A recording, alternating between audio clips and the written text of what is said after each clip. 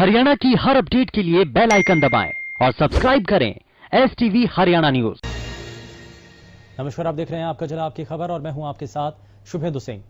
Haryana Delhi border को seal किए जाने पर अब हरियाणा के गृह मंत्री अनिल विज की तरफ से इस पर बयान दिया गया है और उन्होंने सीधे सीधे और साफ शब्दों में कहा है कि हरियाणा में जितने भी कोरोना के केस हुए हैं उनमें 70 से 80% उन 4-5 जिलों से हैं जिनकी सीमाएं दिल्ली के साथ लगती हैं।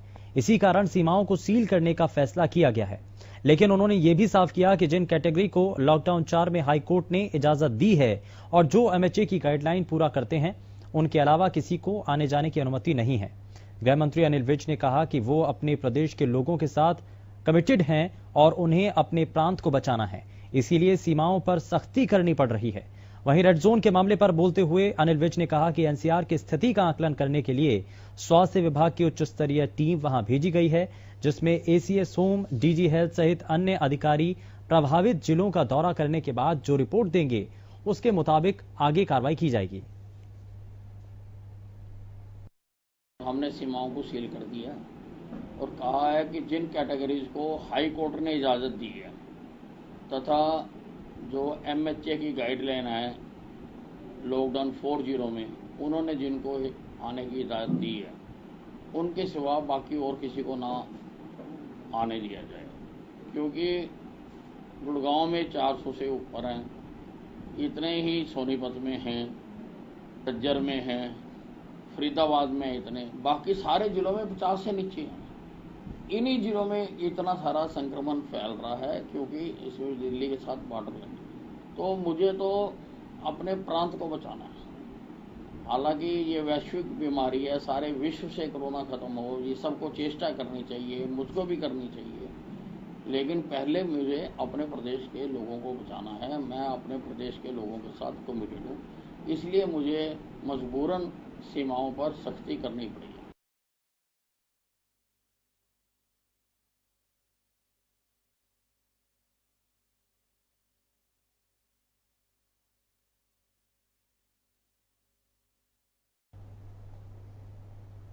वहीं हरियाणा प्रदेश में बढ़ रहे कोरोना संक्रमण के मामलों को लेकर के गृह मंत्री अनिल विज ने कई कड़े कदम उठाए हैं, जिसमें से एक दिल्ली हरियाणा बॉर्डर सील करने को लेकर है, जिसको अब एक प्रभावी रूप से ऐसा कदम माना जा रहा है जिससे अब ये कोरोना संक्रमण के मामलों की संख्या हो सकता है कम हो जाए। लेकिन हरियाणा की सभी सीमाओं को फिर से बंद कर दिया गया है। फरीदाबाद बॉर्डर पर भी प्रशासन अब सख्त रूप अपना रहा है और दिल्ली से आने वाले लोगों को फरीदाबाद में एंट्री नहीं करने दी गई। इतना ही नहीं, दिल्ली से हरियाणा बॉर्डर में आने वाले लोगों के पास सख्ती से चेक किए जा रहे हैं। बॉर्डर पर पुलिस तैनात है और बिना पास की गाड़ियों को वापस भेजा जा रहा है।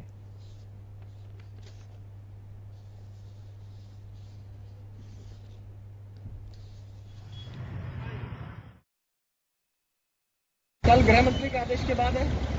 हाँ, जो ज़्यादा सख्ताई हुई है वो होम मिनिस्टर साहब के आदेश के बाद है, लेकिन नॉर्मली भी हमारी जो है वो देखते हैं कि अननेसेसरी तो नहीं जा रहा है। अननेसेसरी मूवमेंट को तो हमने कम कर रखा है। वैसे भी आधिकारिक रूप से बॉर्डर सील कहा जा सकता है। हाँ, आधिकारिक रूप से बॉर्डर सील है।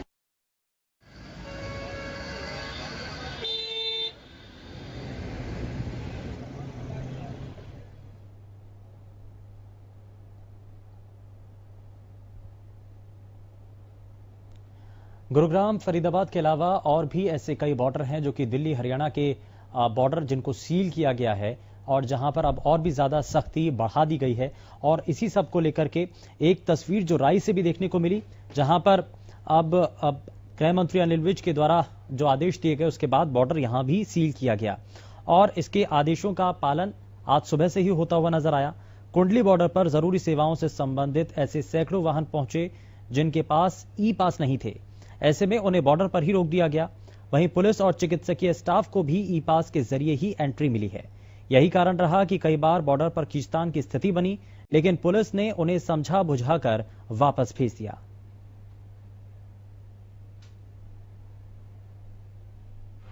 स्टेशन सोनीपत के मुताबिक जिन गाड़ियों की एसेंशियल परमिशन हुई है उन गाड़ियों को पास है, उनको जाने दिया जा रहा है। बाकी जो अनऑथराइज्ड गाड़ियां जिनके पास कुछ भी कोई प्रूफ नहीं है उनको रोका जा रहा है, वापस किया जा रहा है।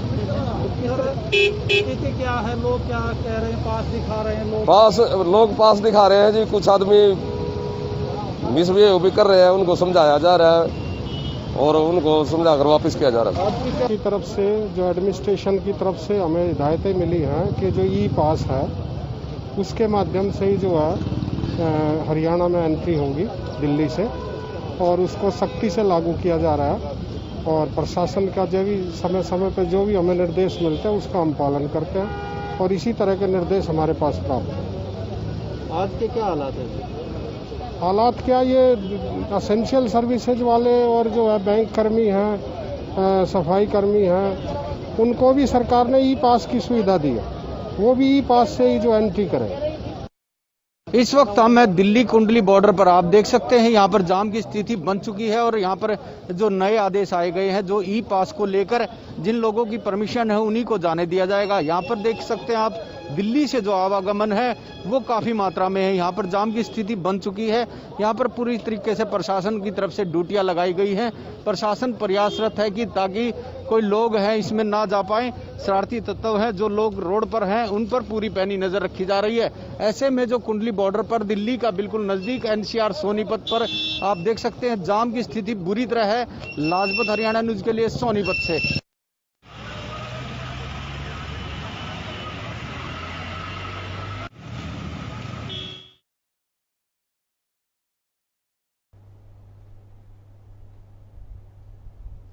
वहीं रतिया में कोरोना संक्रमण के नए मामले सामने आने के बाद अब स्वास्थ्य विभाग पूरी तरीके से अलर्ट मोड पर नजर आ रहा है और चिंता बढ़ना भी लाजमी है क्योंकि नए मामले बहुत ज्यादा मुश्किलें खड़ी कर सकते हैं।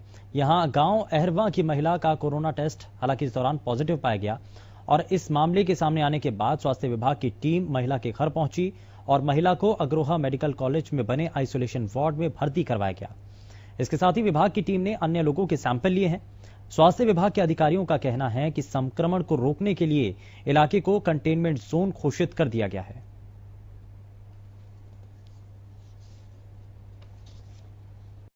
ये एक्चुअली में पेशेंट दिल्ली से ये एक लेडी है 20 ईयर ओल्ड में है जो कि दिल्ली से बाई बस ये 20 ईयर जो कल चंद्रकला पेशेंट पहुँचे उनके साथ थी ये ट्रेवलिंग में वहाँ हिसार से बाइक अपने हस्बैंड के साथ बाइक से इसको हस्बैंड लेके आया है फतेहबाद पुलिस गवर्नमेंट चेकअप करा के हरवाएँ 23 को 24 को सैंपलिंग हुई इनकी जिससे ये आज पॉजिटिव पाई गई थी।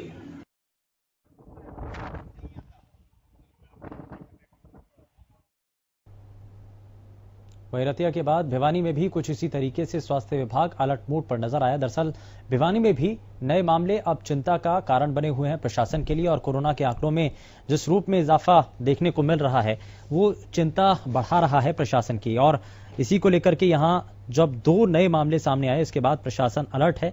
नए पाए गए मरीजों में से एक विधायक घनश्याम सर्राफ का पीए भी शामिल है।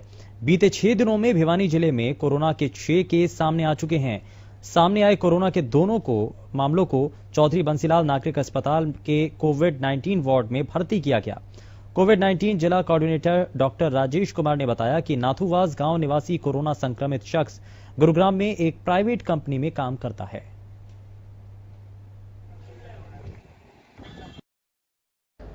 हमारे पास आज ही पीजीआई रोहतक से सुबह रिपोर्ट प्राप्त हुई है जिसमें हमारे पास 2 केसेस पॉजिटिव निकले हैं जिनकी सैंपलिंग 27 तारीख को हमारे यहाँ फ्लू कॉर्नर में की गई थी। एक सुशील नाम का है नाथवास गांव से और एक दत्त नारायण सन ऑफ शीशपाल है हलवास गेट से। उनकी दोनों की पॉजिटिव रिपोर्ट आई है। हमने उनको अपने कोविड वार्ड है जो उसमें शिफ्ट कर दिया है और उनके घर वालों को होम आइसोलेट कर दिया है। उनके एरिया में सैनिटाइजेशन सैंपलिंग शुरू करवा दी गई है।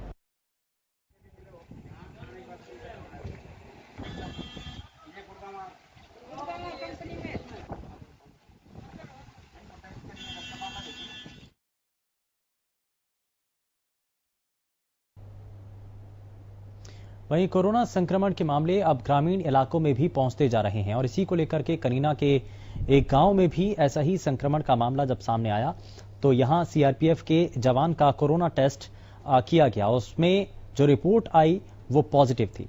बताया जा रहा है कि जवान दिल्ली के रोहिणी से आया था और कोरोना का पॉजिटिव मामला मिलने के बाद विभाग की टीम हरकत में आ चुकी है और संक्रमित जवान को नारनौल के कोविड वार्ड में भर्ती कराया गया। उधर संक्रमण को रोकने के लिए इलाके को सैनिटाइज किया जा रहा है और बाहरी लोगों के आगमन पर भी रोक लगा दी गई है।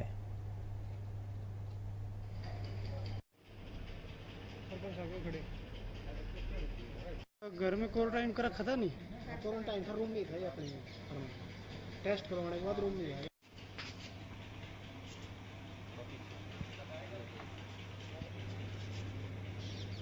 दरवाजा आपको लगाना है।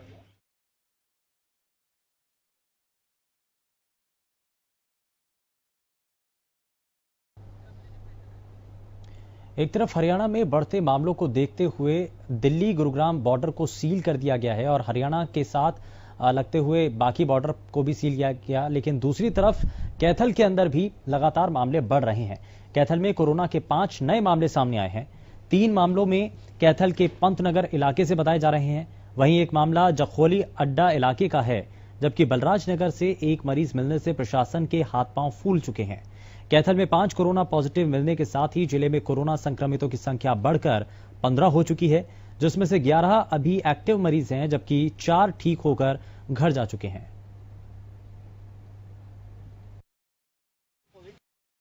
केस ये रूटीन फ्लू क्लिनिक के केस थे। बहादुरगढ़ की ट्रैवल हिस्ट्री है, एक दिल्ली की ट्रैवल हिस्ट्री है और एक गुड़गांव की ट्रैवल हिस्ट्री है। हम सबको ट्रेस कर रहे हैं और आगे भी ये केसेस का हम लोग पूरा सर्विलेंस पे रखे हुए हैं। जैसे ही कोई बाहर की ट्रैवल हिस्ट्री का व्यक्ति आता है, तुरंत उस पे सैंपल लेके कार्रवाई की जाती है। टोटल 5 लोग पॉजिटिव आज के दिन डिटेक्ट हुए हैं। कहाँ से डॉक्टर?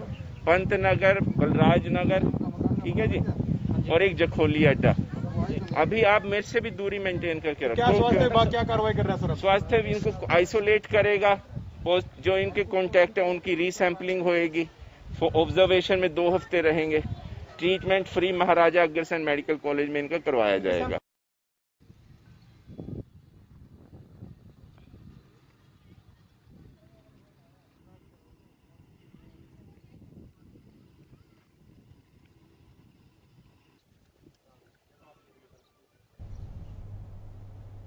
और यहां रुक रहे हैं एक छोटे से ब्रेक के लिए।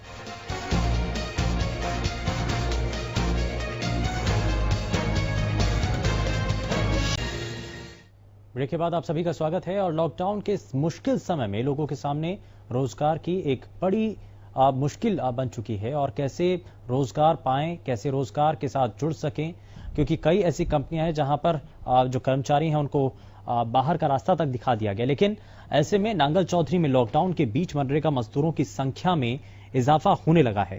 गौरतलब है कि देश में लॉकडाउन 4 के बाद गरीब मजदूरों की बिगड़ी स्थिति को संभालने के लिए सरकार ने मनरेगा के कामों पर जोर दिया। कंपनियां बंद होने के बाद मजदूरों को काम न मिलने का खतरा उनको मंडराने लगा, जिसके चलते अब सरकार की मनरेगा स्कीम उन गरीब मजदूरों के लिए कारगर साबित हो रही है। और यही वजह है कि मनरेगा में काम करने के लिए मजदूरों की संख्या अब बढ़ने लगी है। युवा भी अब ग्राम पंचायत के मनरेगा कामों में अपना जॉब कार्ड बनवाकर काम कर रहे हैं। यही वजह है कि पंचायत और प्रशासन उन्हें काम भी उपलब्ध करवा रहा है।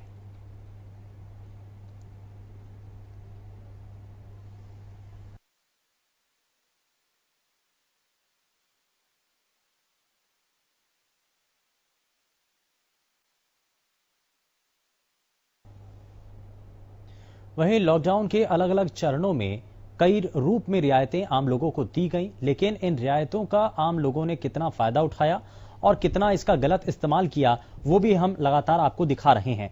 और ऐसी ही तस्वीरें फिलहाल देखने को मिल रही है, जहां पर रेवाड़ी में लॉकडाउन की जमकर धज्जियां उड़ाई जा रही हैं। लोग बाजारों, बैंक और अस्पतालों में सोशल डिस्टेंसिंग का पालन नहीं कर रहे। इतना ही नहीं, ज्यादातर लोगों के चेहरे पर मास्क ही नहीं है। लोगों का कहना है कि ज्यादातर जनता लॉकडाउन में मिली राहत का गलत फायदा उठा रही है।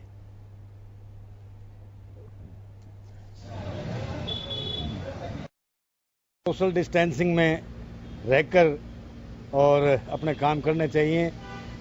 जनता खुद अपने स्वास्थ्य के प्रति जागरूक होना चाहिए, सोशल डिस्टेंसिंग खड़ा होना चाहिए। अब सरकार या जिला प्रशासन तो ये कर सकता है, छूट दे सकते हैं, किसी भी काम में राहत दे सकते हैं, लेकिन सोशल डिस्टेंसिंग करना वो हमारा एक दायित्व बनता है, हमारा एक मानवता के नाते हमारा फर्ज बनता है। प्रशासन ने लोगों की मजबूरियां देखते हुए कुछ ढील दी थी, लेकिन लोगों ने इसका नाजायज फायदा उठा रहे हैं। कोई डिस्टेंस नहीं है, बैंकों में बहुत भीड़ है, पान दुकानों में 5-5, 6-6 आदमी एक साथ हैं, कोई डिस्टेंस नहीं है। इसका गलत नाजायज फायदा उठा रहे हैं लोग।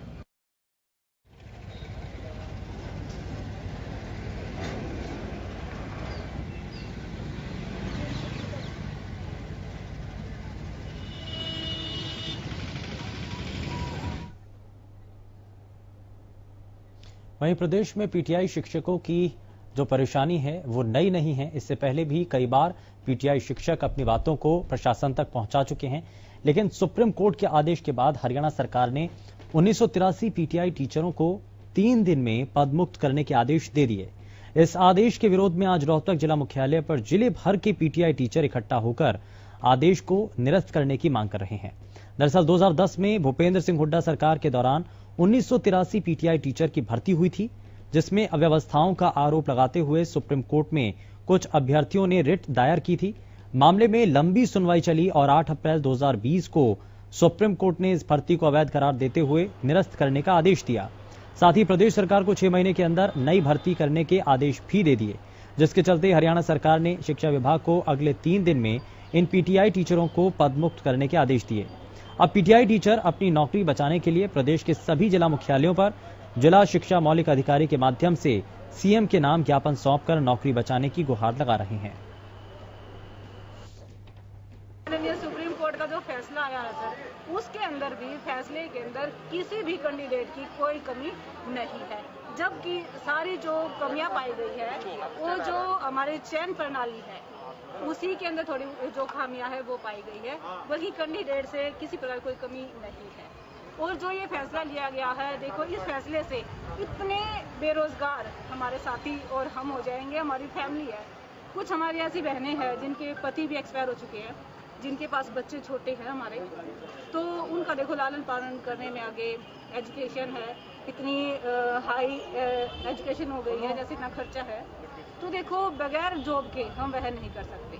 जब रोजी और रोटी का सवाल आता है तो आदमी क्या नहीं करता।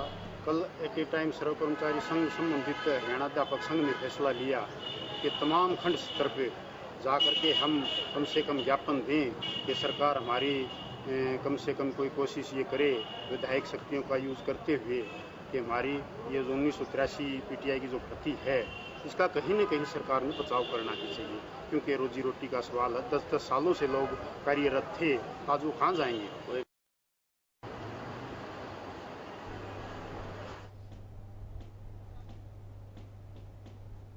फिलहाल के लिए बस उतना ही। नमस्कार।